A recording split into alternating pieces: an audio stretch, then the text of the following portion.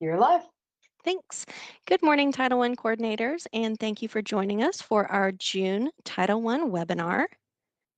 As always, my name is Erin Sudduth, and I'm the branch manager of the Title I Part A Support and Improvement branch here at KDE. And with me, I have. Hi, I'm David Malonte, one of the assistant directors in the Division of School and Program Improvement, and I will be back with you all in a few minutes. All right. I think we have already taken care of all of the mic muting and the camera turning off so that everybody can really focus on the presentation. Of course, this webinar is being recorded and will be posted to the Documents and Resources webpage either later today or tomorrow.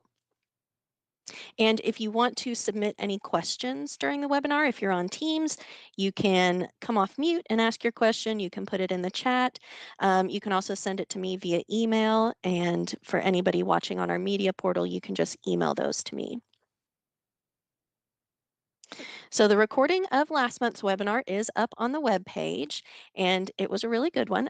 We had some announcements about the ESEA Now subscription renewal, as well as the newly updated GMAP training videos, and our main focus was an overview of the monitoring season. We talked about the common findings that we saw, some improvements compared to the previous year, and I highly recommend that you go back and check out the conversation with a couple of our districts who participated in monitoring this season. They shared a lot of really good information and tips to kind of help you prepare in the event you're selected for monitoring, maybe calm some of your nerves, things like that. So today we've got some announcements and reminders, and then David's going to share some information about the Paraeducator Assessment Revision Update. And then our main focus is answering your Title I Part A questions that were submitted to us after last month's webinar. So for announcements, as you are already probably aware, the FY 2027 consolidated application is open in GMAP, and that is going to be due on July 31st. I think in the past few years it's been due on August 31st, but we were able to open it earlier this year, so the due date moved up. It's still about the same time to complete the application as you've had in past years. And just a couple of application reminders for you. So the funds with this application, Project 310N, those can be used for expenditures occurring as of July 1st, 2026. Now, I have already received some questions from districts asking why their allocation decreased.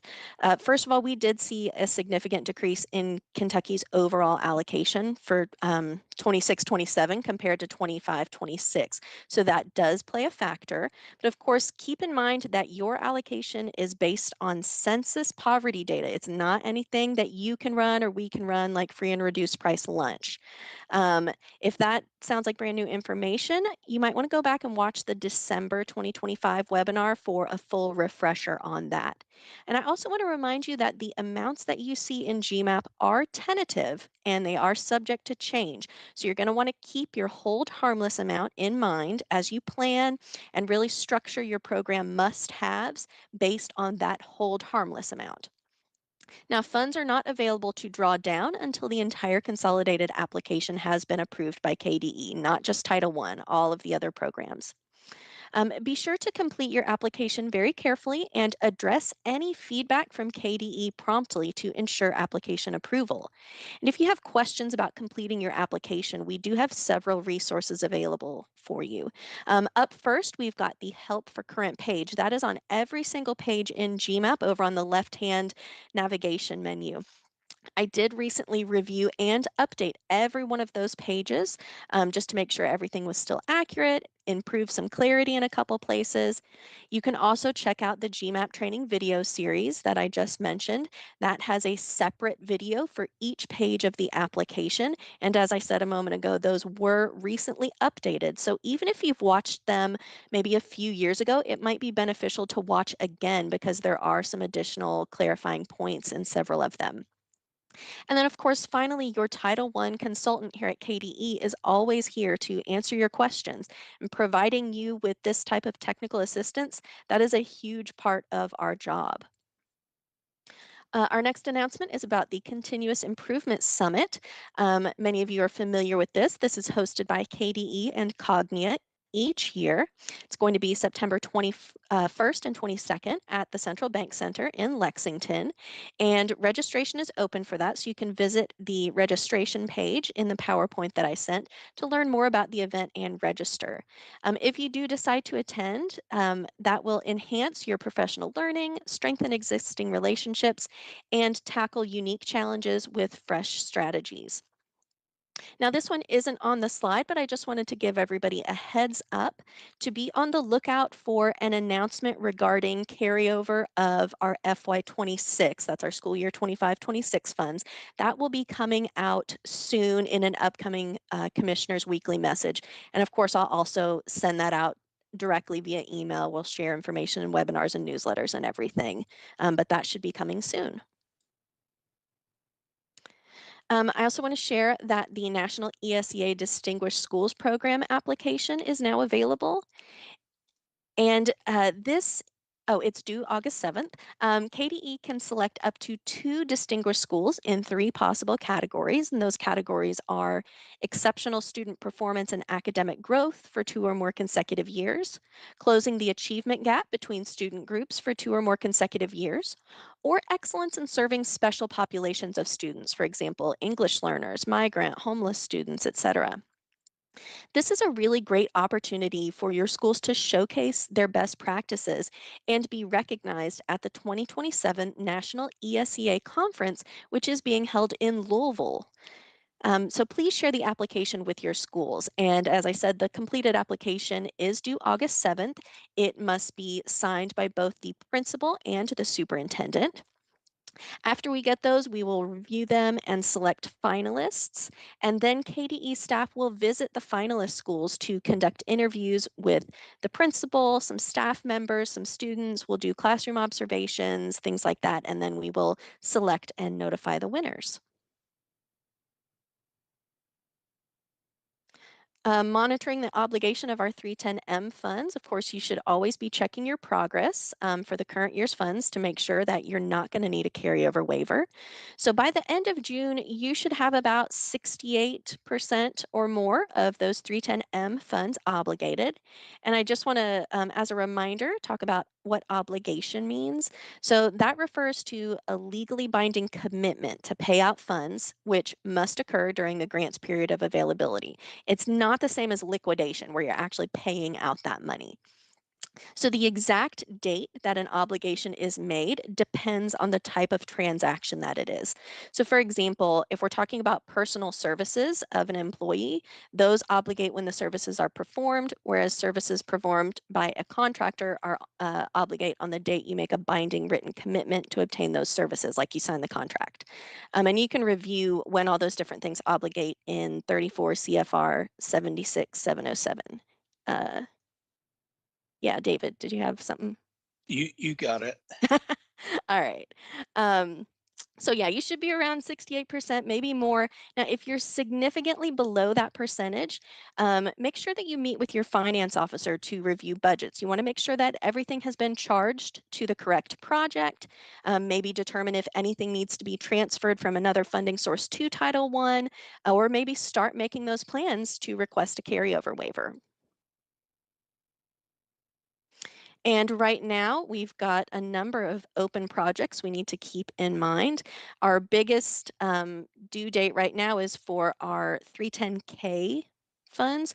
Those, the period of award for that ends on June 30th, so just a couple days from now. Again, check with your finance officer to make sure you are on track to meet all of those deadlines. And then, of course, next month, we will add Project 310M to this table. Be sure you check out our June Title I newsletter. This was a really interesting one because almost every article in this issue is about communication, and there's a really a great amount of information in there that you can really use, that your schools can use. We do see a lot of findings and recommendations surrounding meaningful communication with parents during monitoring. So this issue is definitely a must read for all coordinators and Title I school staff. I highly recommend sharing this with others in your district. So we have an article about meaningful two-way communication, the importance of using multiple methods of communication, not just relying on a single source. We have information all about communication apps. We've had a lot of questions about those and allowability surrounding those over the past year or so. So definitely check that out. For our principal's perspective article, we focused on ensuring effective use of communication apps, making sure those are effective. And then, of course, we had our usual recurring articles and reminders.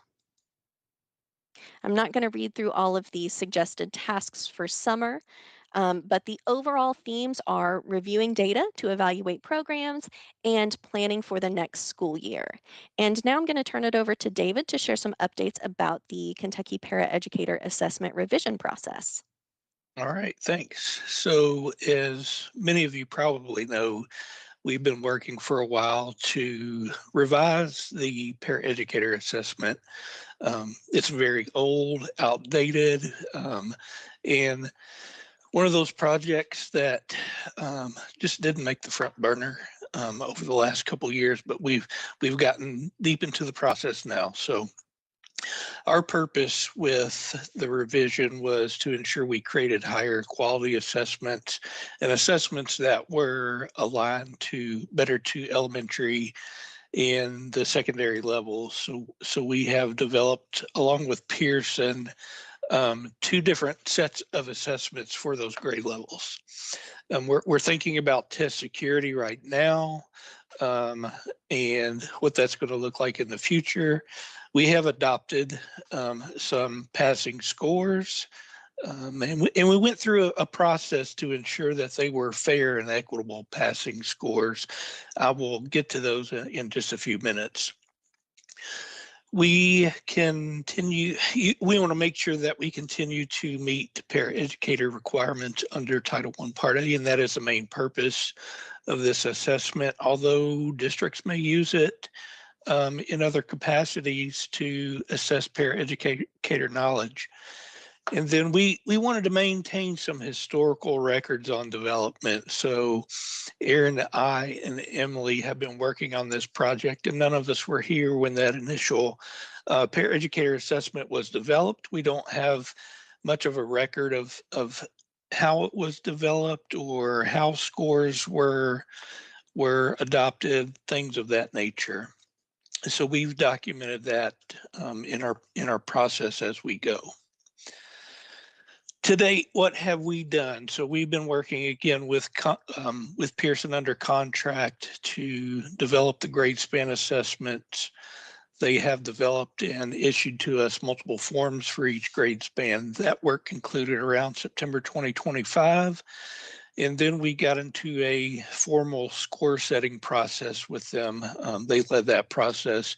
Luckily, they know the math better than me and were able to do that behind the scenes, but that work concluded. We just wrapped that up at the beginning of this month. So as far as the development process, we ensured that it was aligned to 704-3550, which is our minimum qualifications for paraprofessionals regulation. Pearson actually developed the materials for it for this project. We reviewed those, recommended some revision. We actually did have a couple groups of paraeducators do review sessions as well. Those were in the field, Kentucky paraeducators. That resulted in some additional feedback and revisions, and along with everything, Pearson developed a very comprehensive study guide, again, which we reviewed, gave feedback in. They issued the final product for that. As far as score setting goes, I sat in each of the score setting sessions, and in those, we had a mix of, again, in the field, Kentucky paraeducators, and we had a few Title I district coordinators join us as well. We did do separate sessions for elementary and the secondary assessments. And the way that process worked is the participants took the assessments And they rated each question based on how likely would the just acceptably qualified candidate correctly answer it. So they rated each individual question, came back and discussed and provided feedback as a whole group, then went back and re-rated the questions. And then Pearson produced the final average rating for each question, and in the end took those ratings and made some recommendations about passing scores for each assessment in each series. So this will give you a look at what the passing scores are going to be for each of the forms in both the elementary and secondary assessments. So you're looking at in elementary, 37 or 38 out of 60 questions will be the passing cut score. And then for secondary, it's 33 or 34 out of 60 will be the passing cut score. So I did a little bit of math here, and that equates to, for elementary, 62 or 64%, and 55 or 57%. Now, we're not grading on percentages, but just to give you an idea, that's where those cut scores actually fall. Previously, well, our current assessment is set at a flat 80%. And again, we have no idea really or any history to go back and say, here's how that 80% was adopted. Okay, next slide, Aaron. So next steps for us right now, we're working through a timeline for rollout. That includes lots of things, but I do want to tell you in the meantime, until we get to the rollout point, to continue to use the current assessment. We are planning to put the assessments in the Learning Hub, and we're working through access, test security, rotation of those test forms. The study guide will be freely available to anyone in the state who wants to have access to it and start studying for that prior to preparation. It includes everything from, description of job duties to practice assessment questions with answers, definitions of familiar or frequently used terms in the profession, those types of things. So we're working on internal processes as well, looking at development of administration guidance for district and some FAQs. We're working on developing rollout training and messaging for districts. How do you access the test? What are the security procedures? What are you required to do when, as a district, when administering those types of things? And then there's possibility we may be able to include retention of and access to score reports. I'm not sure we've had final discussion on that, but that could be important for for portability of scores across districts. For example, if a district, took in applications for somebody that's an existing paraeducator, they have a passing score, there may not be a need to retake that assessment. So I'm going to wrap it up there, and just with a couple questions. Feel free, if you're on YouTube, to email, or if you are on Teams, to put questions in the chat or even unmute yourselves. But what questions do you have about the process so far? And then what should we be considering as we work on the rollout process?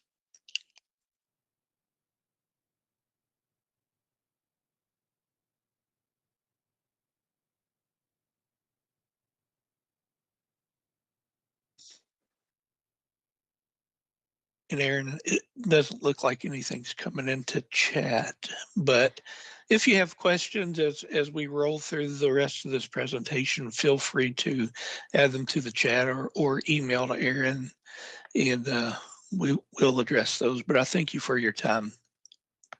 All right. All right, so on to our main topic, which, as I said, was your questions about Title I that you could either email to us or submit through our survey. So it's going to be kind of a mix of topics today.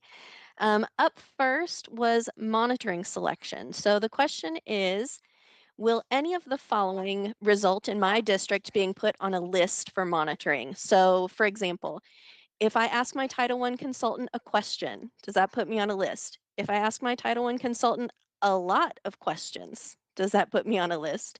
And revising and resubmitting my GMAP application multiple times.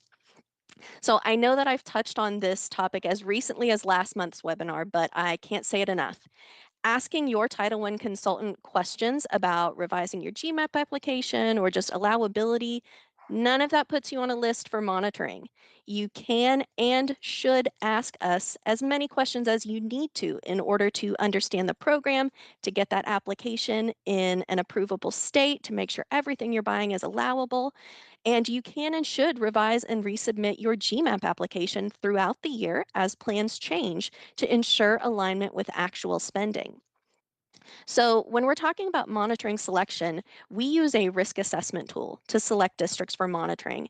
And that risk assessment includes community categories such as award size, length of time since the last on-site monitoring visit, local audit results, the years of experience of people like the superintendent, finance officer, and coordinator within the district. We also assign risk points related to student performance, which we determine by our schools that have been identified for CSI or TSI status. And we include these in the community categories, so we're only counting them once. For example, we know that a lot of Title I coordinators are also coordinators for Title II, all the title programs, other things as well. So we don't want every individual program assigning points for those categories or for the time since the last monitoring visit, because it's going to be the same for everybody. Now, in addition to those community risk categories, each of our participating programs, so our title programs, preschool, this year we have McKinney-Vento with us, they have up to 3 program-specific risk categories. So for Title I, our program-specific risk categories are requesting a carryover waiver in the last 3 years, as this may indicate a lack of internal controls related to spending. Findings from the 3 most recent desk monitoring cycles. Of course, we know that desk monitoring gives us that high-level overview of the program, and findings during desk monitoring may indicate the need for some more in-depth monitoring. And then our last one is significant issues on the previous year's GMAP application, delaying the approval of the Title I application past November 1st. So just to kind of give you some context there, last year, our application opened on July 6th and was due August 31st. And I track when the original Title I application receives initial approval, as well as any extenuating circumstances that are out of the district's control that may impact timely submission. We do have additional information on our consolidated monitoring webpage and an overview document on there. You can also find some information on page 4 of the Title I handbook. And something that we're in the process of working on right now with our other participating programs that are in the monitoring process is creating kind of a risk assessment summary that is going to be made available on that monitoring webpage. And I'll be sure to let everyone know when that resource has been posted. And it's just going to have kind of a brief summary overview of these are the risk categories. This is what we're considering when we're selecting districts for monitoring. All right, our next question has to do with supplanting. So what is an example of something that a school shouldn't buy with Title I funds because it would be supplanting? We get this question pretty regularly. So for Title I and Title I only, none of your other title programs, supplement not supplant compliance is a district level responsibility that is demonstrated by a written methodology and supporting calculations demonstrating that all state and local funds are allocated to schools in a Title I neutral manner. So, what does Title I neutral mean? It means that Title I schools must receive all the state and local funds that they would otherwise receive if they were not participating in Title I, and that a school's Title I status is not taken into consideration when allocating state and local funds and then giving them less state and local funds because they're going to get Title I funds. So here's an example of funds being distributed in a manner that would not be considered Title I neutral. Let's say we have a district with two Title I schools and two non-Title I schools, and the district gives each non-Title I school $20,000 of state and local funds to purchase curriculum. But they only give each Title I school $5,000 for that same purpose because they can just use their Title I funds to make up the difference. So, in that scenario, the district took the school's Title I status into consideration and then intentionally gave the Title I schools less state and local funds than the non Title I schools. So, that is going to be an example of supplanting. So, remember that for Title I, supplanting depends on how the district allocates state and local funds to schools, not on how the school chooses to spend those funds. As long as the district is distributing funds in a Title I neutral manner, the schools are meeting the supplement not supplant requirement by default. So for Title I Part A, we no longer look at individual expenses made by the schools when we're talking about supplanting. Once the funds are allocated out to the schools, the focus is going to shift to whether the item is an allowable use of Title I funds and if it is effective in addressing identified student needs. So our resources for this information include our supplement, not supplant informational document. We also have an example methodology that you can check out. There's information on page 60 of the Title I handbook. And USED also has a non-regulatory informational document on supplement, not supplant. And I want to advise everybody to pay particular attention to question 26. That's on page 20 of that USED guidance document. That outlines the districts which do not have to have a supplement, not supplant methodology. They are exempt. There's about 3 different reasons that you could be exempt from that. And I think it applies to a fair amount of our districts. So be sure to check that out. Right. Our next question has to do with safeguarding assets. So when we're talking about items being purchased with Title I Part A funds, what needs to be labeled? Is there maybe a minimum dollar threshold at which inventory, labeling, etc. are required? And what needs to be documented and reviewed on a regular basis? So, 2 CFR 200.302B4 of the Uniform Grant Guidance requires districts provide effective control over and accountability for all funds, property, and assets. And all assets must be safeguarded to ensure that they are used solely for authorized purposes. And this also helps prevent loss, damage, and theft. Now, there is no requirement to label items purchased with Title I funds. Maintaining an inventory as well as labeling or tagging non consumable items that are easily lost or stolen and considered valuable, those are very common internal controls. I don't think I've ever seen anybody do something else for their internal controls. So when we think about what needs to be safeguarded, which that may include labeling, that may include inventory, we need to consider the following guiding questions. So, number one, will the item last longer than 1 year? Number two, if this item were damaged, would it be repaired? Number three, is the item easily lost or stolen? And number four, is the item considered valuable?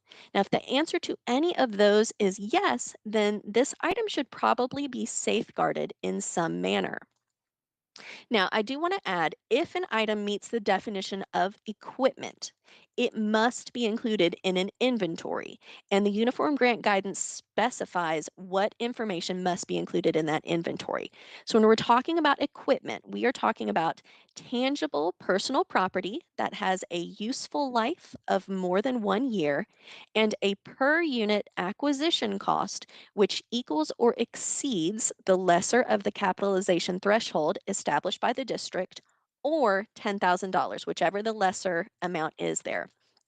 Now, each district sets a capitalization threshold for items like equipment, computers. KDE recommends a $5,000 threshold, but yours may be different. If your threshold is less than $10,000, then that's the amount that you're going to want to use. Now, in my experience, most districts and schools do not purchase items that meet the definition of equipment with Title I funds. You probably purchase a lot of items for your public schools and your participating private schools that should still be safeguarded, books, computers, other technology devices, etc. But they're not necessarily items that must be inventoried in accordance with uniform grant guidance.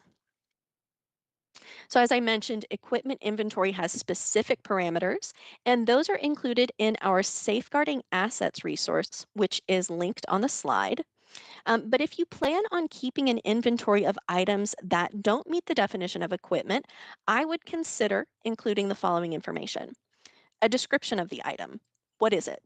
The funding source with which the item was purchased, the date that it was purchased and its cost, the location of the item. So is it in this school or that school? Maybe even down to it is in, so and so's classroom, and its current condition. Is it still in fair condition? Is it in good condition? Is it damaged? Things like that. The purpose of this inventory is to give you an idea of what items you already have, where they are, and what condition they're in. And additional information on safeguarding assets is available in our the resource I already mentioned, as well as page 59 of the Title I handbook. And I know I heard the chat going off. Oh, it's about paraeducators. So David's taking care of that. I'll read it for the people who aren't on Teams. So do we have an idea or an expectation of when the new paraeducator assessment requirements will be put into effect? And we are tentatively looking at January for that, but our timeline is open to revision if we need it. All right. So our next question is about the parent and family engagement policy. We are using KDE's parent and family engagement policy template, but are concerned the finished document will be very long. One of our current drafts is 1 page. What are your thoughts on it being more concise? This is kind of a tricky one. So keeping the document as simple and concise as possible is a great idea. However, there is no way around the amount of information ESSA requires you to include in your policy, and it's a lot. In all likelihood, you won't be able to fit that on a single page, maybe front and back, but definitely not a single one side only. So once you take out the explanatory paragraph at the top of our template, the document is right at 4 pages. Now, of course, you can play around with font size, spacing, margins, all of those things to create more room, like you used to do in college when you were trying to hit the page count for an assignment. Beyond that, my recommendations are to consider the amount of information you include as well as its format. As long as you provide a few examples of how you meet each requirement, that should be sufficient. Remember, it's that detail of how you're going to meet the requirement that ESSA specifies, and that's the thing that we most commonly find issue with when we're monitoring. So you don't necessarily need to include every single thing you're doing. In some cases, you're probably doing a lot of things that meet the different requirements. Just give us an idea of some of them. You want to also keep your language simple. When we have that overly formal language that sounds like it was written by lawyers, it tends to take up more space. Remember, you can do a simple bulleted list. That's absolutely fine for your policy. You may be able to carefully trim some of the prompt text as you develop the document if you're using our template. So for example, in this screenshot I have on the slide, let's look at item 1A. I know it's a little bit hard to see.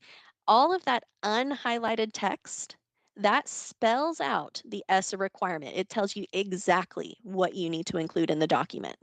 Once you're certain you've included everything, you may be able to remove that portion. Just make sure you're not deleting something important. I would recommend against deleting any of that. just to be sure. But if you're sure you've got everything in there, then that is up to you.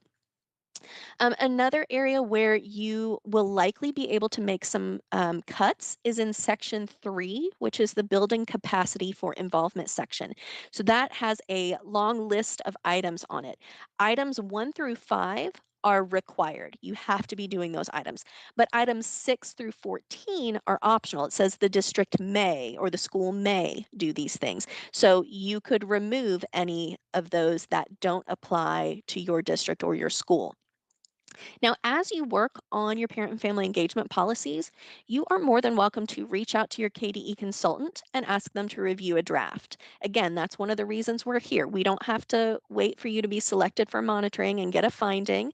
And this actually helped some of our districts this year, not just parent and family engagement policy, but our foster care transportation agreement, our homeless procedures, some of those things. People started working on them and had us take a look at them before the visit, and they were able to address all of the issues before we got there.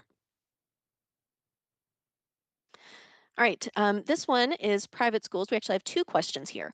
So, can private schools be reimbursed for travel expenses related to professional development, like hotel stays, if employees are not willing to put the charges on their personal credit cards? The answer to that is no. Title I funds cannot be paid to a private school even as a reimbursement. So in this scenario, if the district could pay the costs upfront for travel arrangements, if your local policies and procedures allow that, I would encourage you to do that. Otherwise, there's no way around this one, unfortunately. And can funds be used to pay for strategic planning at private schools? The answer to this one is also no. So, costs associated with something like strategic planning is going to constitute upgrading the entire educational program at the private school, as opposed to providing the targeted services just to our identified students, their parents, and their teachers. And funds generated for private schools cannot be used to upgrade the entire program at the school. That's what we do with a school-wide program, and private schools are essentially operating targeted assistance programs. So everything has to go just to the identified students. All right, and that was our last question that was submitted. So thank you everyone again who submitted questions. Now, if any of those points have generated more questions and you want to put those in the chat or come off mute or send them to me in email, you can do that now. Okay, I don't see anything in the email right now. And as I've already said multiple times, reach out to your Title I consultant if you think of something after the webinar. All right, our next webinar is going to be Thursday, July 30th at 10 a.m. Eastern. We do value your feedback and we want to learn what is helpful to you, what you want to see more of in webinars. So any comments or ideas can be submitted through our anonymous survey if you want to do it that way. The link is on the slide. It's also in the email I sent you this morning. You can also send those directly to me or your Title I consultant. We didn't have any specific feedback or requests after the May webinar. And real quick, I don't see any more questions today. So thank you all for joining us, and we will see you in July.